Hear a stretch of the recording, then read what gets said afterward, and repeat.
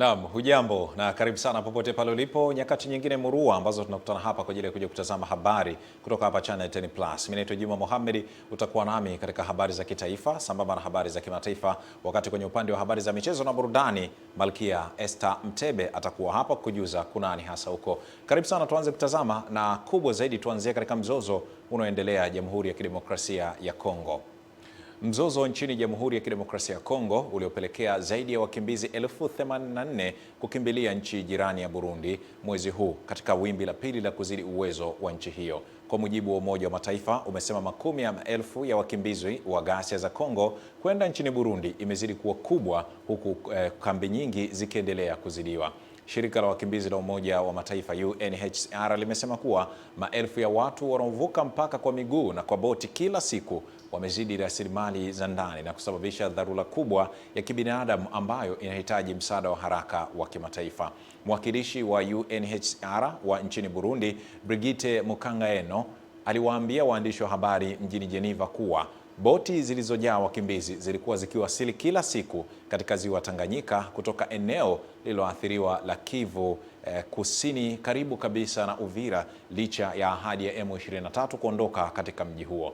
Japokuwa makubaliano ya amani yaliyosimamiwa na Rais wa Marekani Donald Trump yalitiwa saini mwezi Juni kati ya Jamhuri ya Kidemokrasia ya Kongo na Rwanda, lakini mapigano kati ya waasi wa M23 wanaoungwa mkono na taifa la Rwanda na jeshi la Kongo yameendelea kuzunguka mji wa mashariki wa Uvira.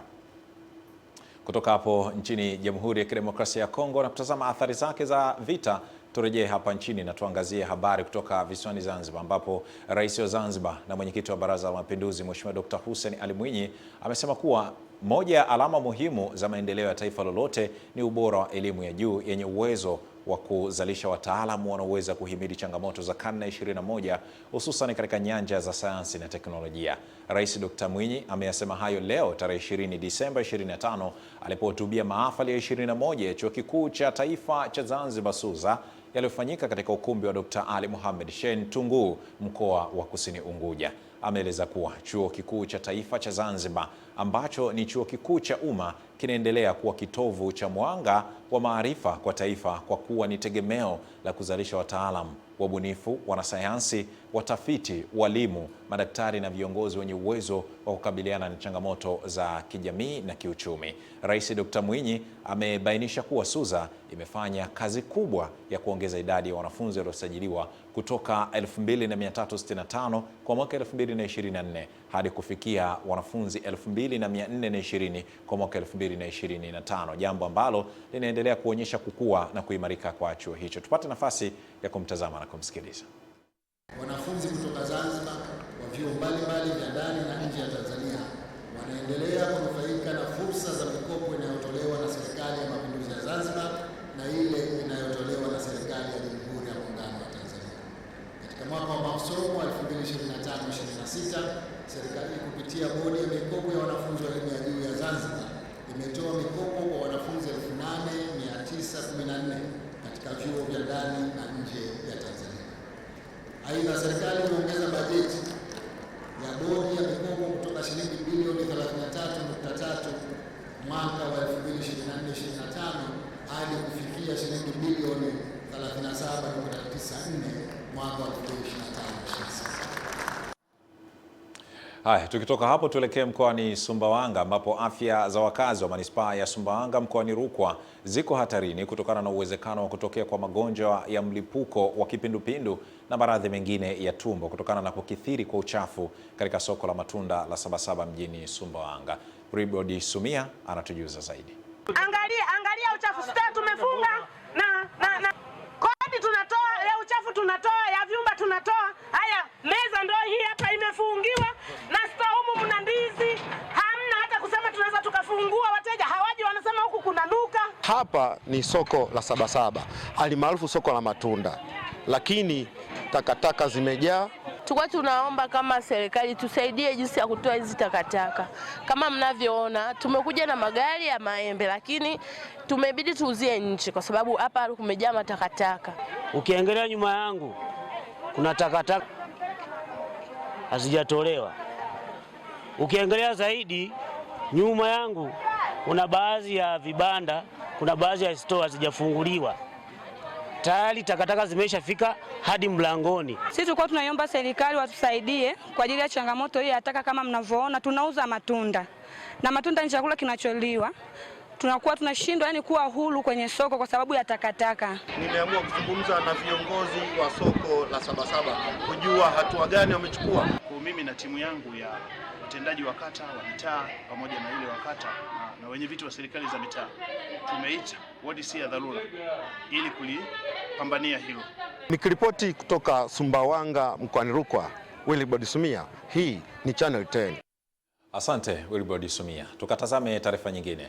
Serikali kupitia Wizara ya Afya imekamilisha utambuzi na uchambuzi wa vigezo vya kaya maskini zaidi ya 900,000 kote nchini ambazo zitahudumiwa kupitia mpango wa bima ya afya kwa wote utakaoanza kutekelezwa kwa awamu kuanzia mwezi Januari 2026. Taarifa zaidi na Amani Mbando. Bima ya afya kwa wote ni miongoni mwa ahadi za Rais wa Jamhuri ya Muungano wa Tanzania Mheshimiwa Dr. Samia Suluhu Hassan zitakazotekelezwa ndani ya siku 100 za kwanza baada ya kuchaguliwa katika uchaguzi mkuu wa Oktoba 29 mwaka huu. Mratibu wa bima ya afya kwa wote kutoka Wizara ya Afya, Tumainieli Macha, ametoa taarifa ya kukamilika kwa uchambuzi wa vigezo hivyo katika kikao cha kamati ya ushauri ya mkoa wa Dodoma RCC, ambapo amesema kaya hizo ni kati ya kaya milioni 3 na 900,000. Katika hizi kaya 931,000 Dodoma tuna kaya zaidi ya 50,000. Lakini sio hao tu, serikali itawahudumia wazee wanaotunzwa kwenye nyumba za serikali. Itahudumia watoto wanaotunzwa kwenye nyumba za serikali. Ameeleza kuwa kwa kaya zenye uwezo zitachangia kiasi cha shilingi 1,500,000 kupata kifurushi chenye huduma 372 kwa wanufaika 6 zinazotolewa kuanzia ngazi ya zahanati hadi taifa, huku akieleza maboresho ya rufaa yaliyofanyika ili kurahisisha utoaji wa huduma kwa wagonjwa. Hizi huduma tulizozipendekeza hapa zitamwezesha mwananchi kupata huduma kutokea kwenye zahanati mpaka Muhimbili.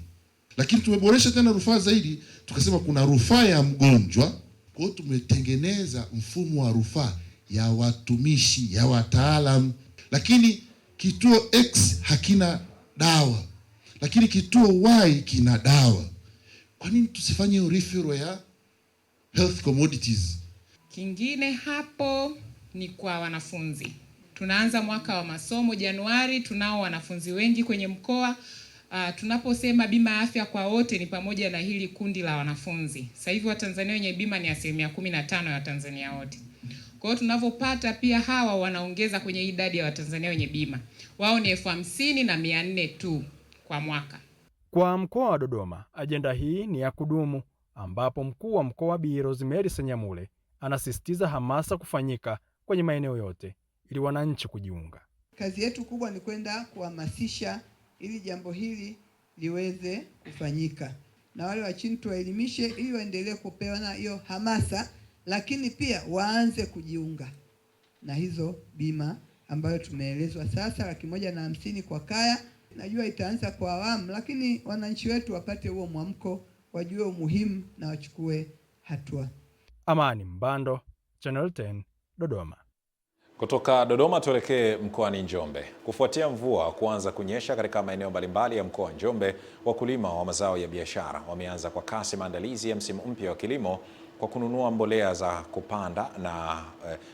mbolea za kupandia, huku wakiomba serikali kupitia mawakala wa pembejeo za kilimo kuongeza wigo wa usambazaji vijijini ili kupunguza gharama za usafirishaji wanazokumbana nazo. Michael Patrick anatufahamisha zaidi.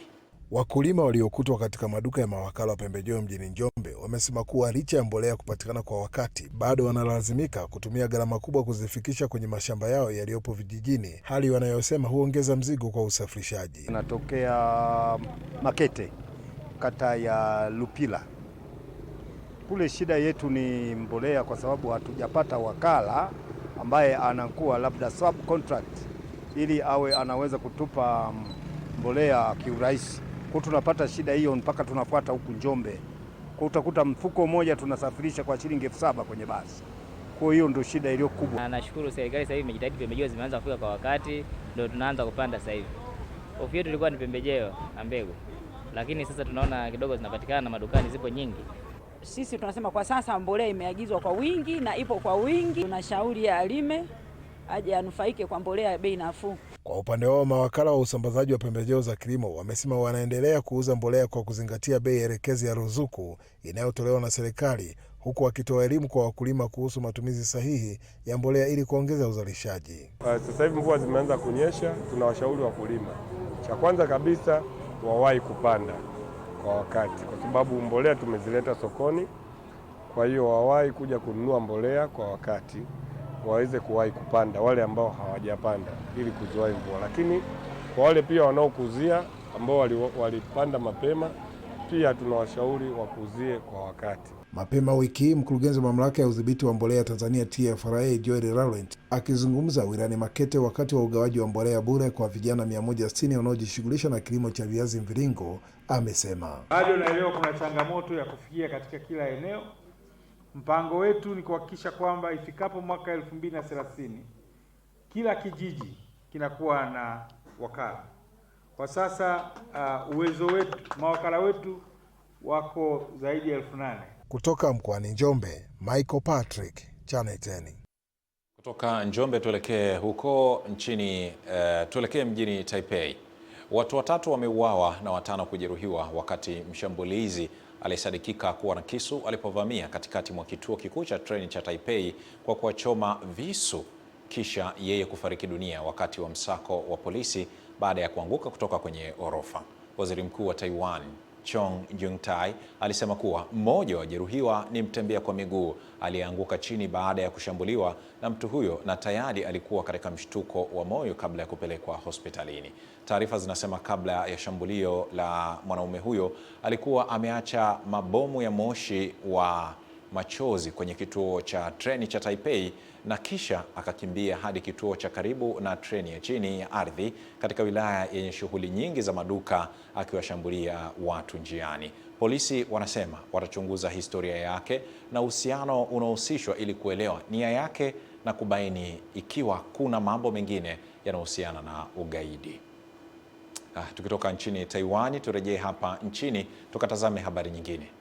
Wananchi na wadau wa maendeleo wamehimizwa kuongeza juhudi za kusaidia watu wanaoishi na ulemavu wa viungo, hususan wanaohitaji viungo bandia ili kuwasaidia kurejea katika maisha ya kawaida na kujitegemea kiuchumi na kijamii. Tupate taarifa zaidi.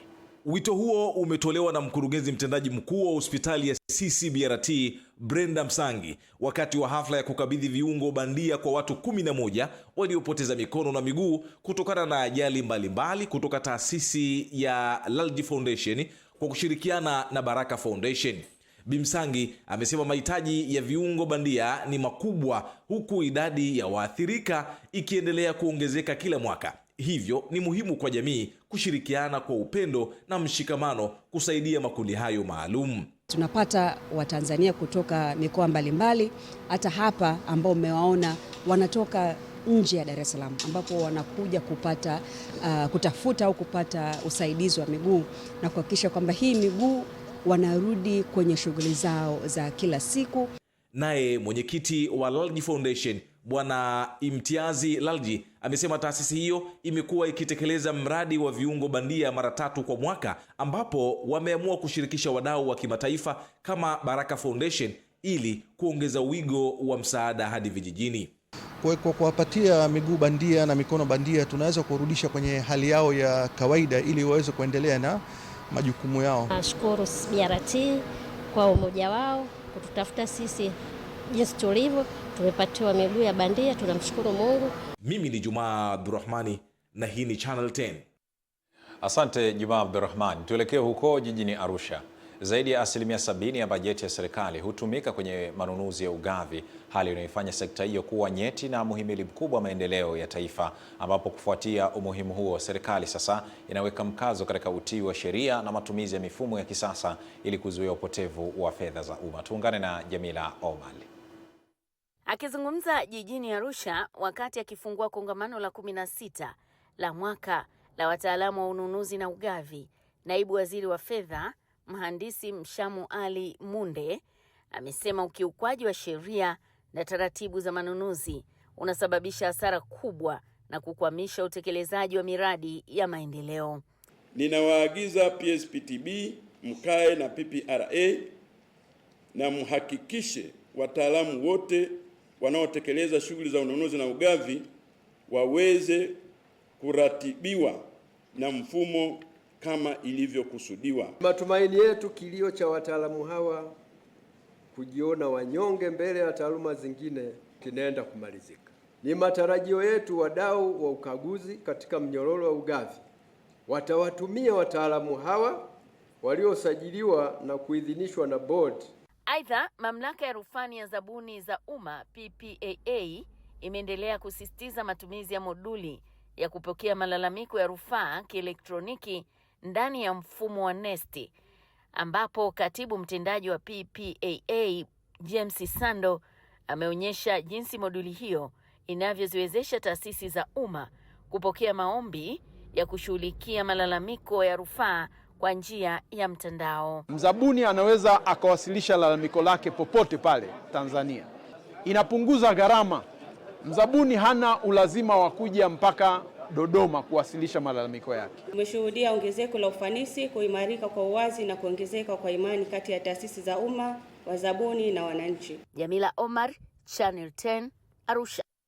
Kutoka ukanda wa kaskazini mashariki Arusha, tuelekee sasa nyanda za juu kusini, ambapo wajasiriamali na wadau wa kituo cha mabasi cha Soko Matola katika manispaa ya Sumbawanga mkoani Rukwa wameilalamikia kukithiri kwa uchafu katika kituo hicho kutokana na guba la taka kujaa na kuachwa kwa zaidi ya mwezi sasa. Tuungane na Willibrod Somia. Wakiongea na vyombo vya habari kituoni hapo, baadhi ya wajasiriamali wamesema kuzagaa kwa takataka zilizooza kunasababisha harufu mbaya, nzi pamoja na funza kutapakaa katika biashara zao. Kero ili dampo bwana, tunaomba serikali mtusaidie liwe linatoka kwa wakati, kwa sababu uchafu, kuna watoto huko wanashinda humu. Unakuta unafungua ofisi ile asubuhi, sawa, unakutana na funza wametanda pembezoni mwa kibanda au pembezoni mwa hiyo ofisi ambayo unatarajia kuweza kuifungua ili uanze kufanya biashara. Mimi kero yangu mimi kinachoniuma, kuna siku huko kuna vibanda huko, kuna watu wanauza vyakula, wanauza nini nyuma hicho kinani. Kuna siku mimi nimekutana na funza wanapita huko, wako kwenye ofisi wanazunguka ofisi ya mtu. Mwenyekiti wa kituo cha mabasi cha Soko Matola Sumbuko Philbert Lwela pamoja na diwani wa kata ya Katandala ambako kituo cha Soko Matola kipo Edwin Misasi wameeleza juhudi walizozichukua ili kudhibiti hali hii.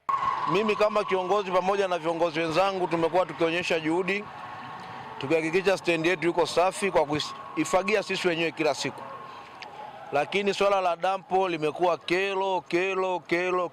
Tuliondoa mamlaka hii kutoka kwenye kata tukapeleka manispaa. Sasa wale watu wa manispaa wanaonekana kama wameshindwa kutekeleza vilivyo kuliko inavyokuwa kwa watendaji. Nikiripoti kutoka Sumbawanga mkoani Rukwa, Willibrod Somia, Channel 10.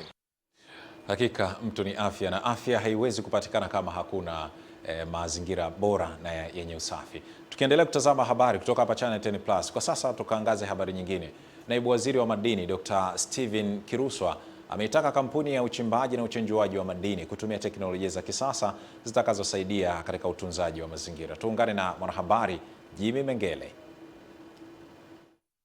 Wito huo umeutoa mkoani Morogoro wakati walipotembelea mradi wa uchimbaji na uchenjuaji wa madini mkakati wa Kinywe, ambapo pia amelitaka shirika la madini Tanzania STAMICO kufika katika mradi huo ili kutoa ushauri wa kitaalamu ili waweze kufanya kazi yao pasipo kuharibu mazingira. Tumeona mnatumia makaa ya mawe pamoja na kuni. Yaani mnawasha kwa kuni ndio makaa ya mawe yaweze kuchoma.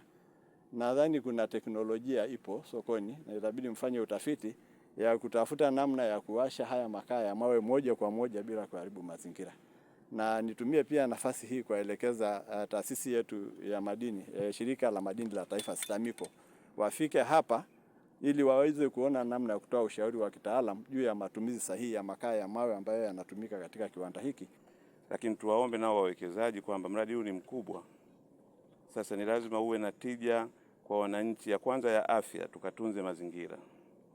Hilo ni jambo muhimu kwa sababu kama unavyoona tuna malalamiko kidogo, kuna traces zinaonekana za minerals katika vyanzo vya maji.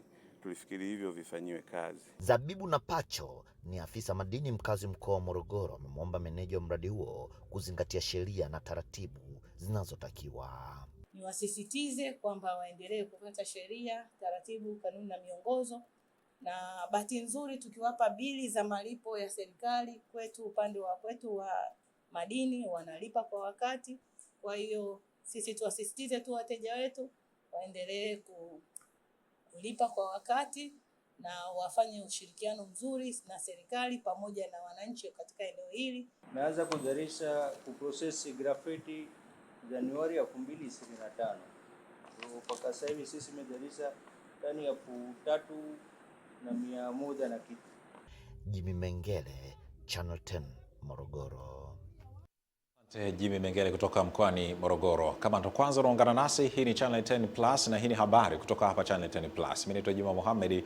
Endelea kufuatilia habari hizi pia kwenye mtandao wetu wa YouTube ambapo pia matangazo haya yako mubashara kwa sasa.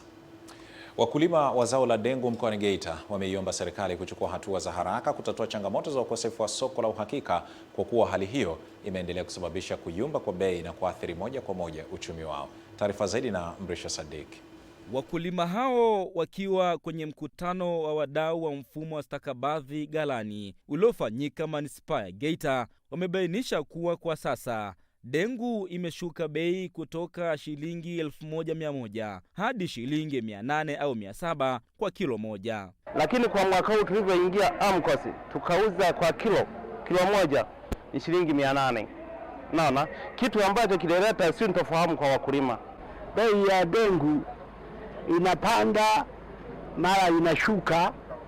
Wakulima wanalalamika sana kwa kitendo kama hicho.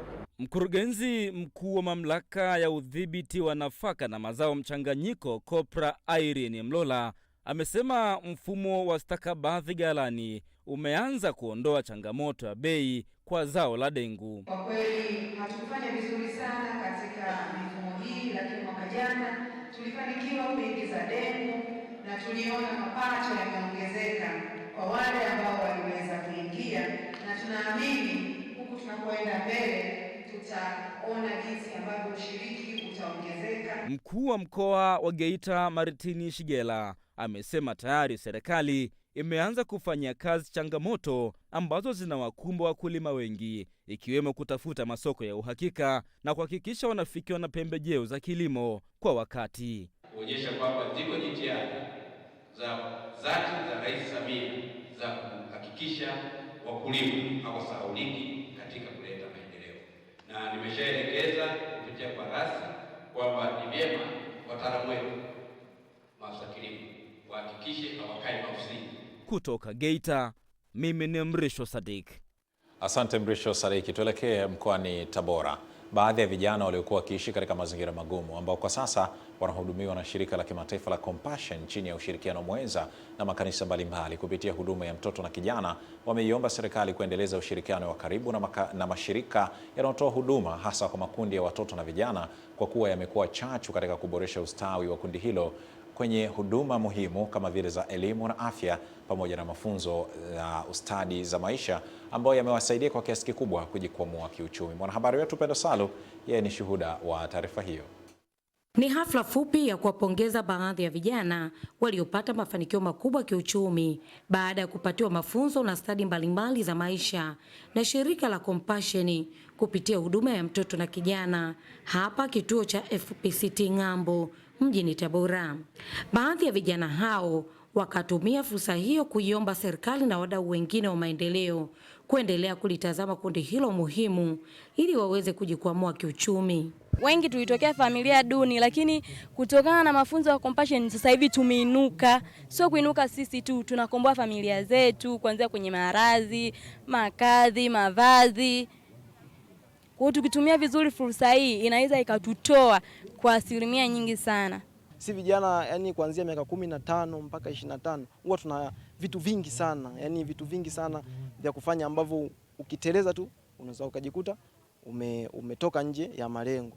Kwa hiyo nafikiri wadau na serikali kwa ujumla ikijaribu kutusaidia kwa angalau hata kwa mawazo, kulisaidia shirika kwa ujumla, nadhani itakuwa chachu kubwa sana ya kutatua tatizo la ajira hapa nchini.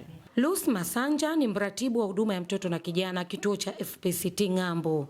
Anasema wataendelea kusimamia ipasavyo dhamira ya shirika hilo kwa kuwakomboa vijana na watoto kutoka katika umaskini kwa kuwapatia ujuzi na maarifa. Wengine wamekwisha kuweza kujikwamua kutoka kwenye umaskini ambao sasa hivi wana miradi yao mbalimbali wanafanya.